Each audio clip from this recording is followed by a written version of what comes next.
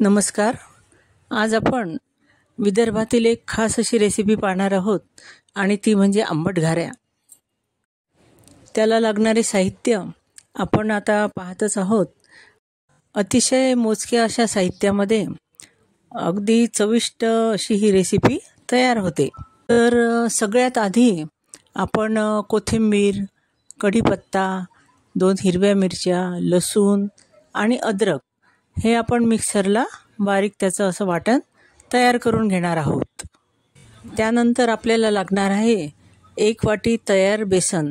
हे बेसन आपण रात्रीच तयार करून ठेवलेलं आहे आणि ते 1 वाटी आपण घेतलेलं आहे. आणि त्याचसोबत आपल्याला 1 वाटी कणिकसुद्धा लागणार आहे. कणिक आपण थोडी कमी जास्त प्रमाणात आपण घेऊ शकतो. जर आपलं बेसन हे आसट असेल किंवा थोडं पातळ असेल तर आपल्याला कणिक थोडी जास्त लागेल. तर हे आपण बेसन पाहून आपण ठरवू शकतो. त्यानंतर आपण त्यात थोडं मीठ टाकणार आहोत चवीनुसार आणि जे हिरवं तयार वाटण केलेलं आहे त्याचे 2 चमचे आपण त्याच्यामध्ये टाकून घेणार आहोत आणि ते छान असं सैलसर थोडं भिजवून घेणार आहोत. मीठ घालताना आपल्याला हे लक्षात ठेवायचं आहे की बेसन आपलं तयार आहे, त्यात ऑलरेडी मीठ आहेच आणि फक्त आपल्याला कणकेपुरतंच मीठ त्यात घालायचं आहे. आणि मीठ घातल्यानंतर आपल्याला हे गोळा असा एकत्र तयार करून घ्यायचा आहे, मळून घ्यायचा आहे.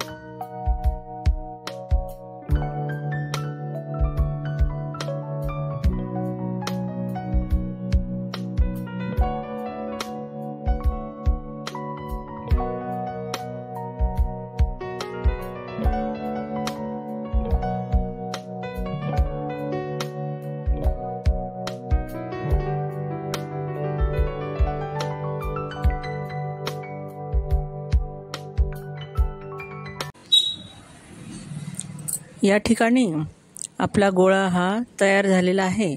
सैलसर असा हा गोळा आहे आणि ह्या गोळ्याला आपण आता पाण्याचा हात लावून त्याचे छोटे छोटे गोळे तयार करायचे आणि ते हातावर वड्यासारखे आपल्याला थापायचे आहे.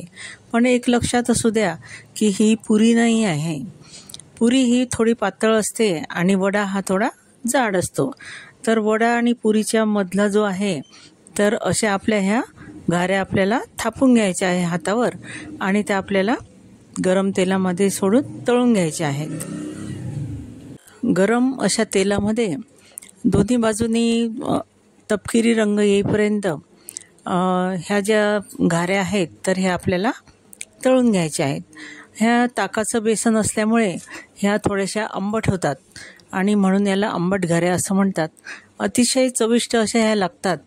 तर आपला जो साखरेचा पाक असतो म्हणजे खूप पक्का नाही किंवा खूप असं साखरेचं पाणी नाही असा जो एकतारी पाक असतो तर त्याच्यासोबत आपल्याला ह्या पुऱ्या खाऊ शकतो आपण.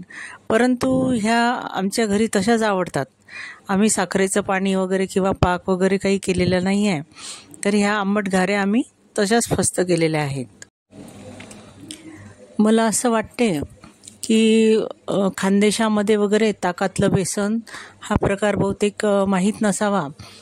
तर यामध्ये आपण जी बेसनासाठी फोडणी करतो, कांदा, लसूण, अद्रक, हिरवी मिरची, सांबार वगैरे जे आपण टाकतो तसंच टाकायचं आहे. पण पाणी न टाकता थोडंसं ताक वापरून आपण त्या ताकामध्ये थोडंसं बेसन घोळून घ्यायचं आहे आणि ते फोडणीमध्ये ओतून आपल्याला ते शिजवून घ्यायचं आहे.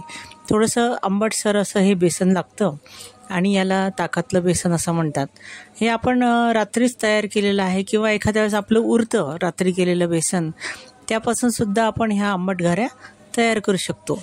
कणकेच्या ऐवजी तुम्ही ज्वारीचं पीठही वापरू शकतात आणि तिखट तुम्ही कमी जास्त प्रमाणात आपल्या घरी आवडतं त्याप्रमाणे आपण ते करू शकतो.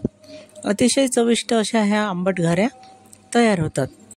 अतिशय साधी अशी ही रेसिपी आहे आणि इकडे हे आषाढ महिन्यात नक्की तळले जातात.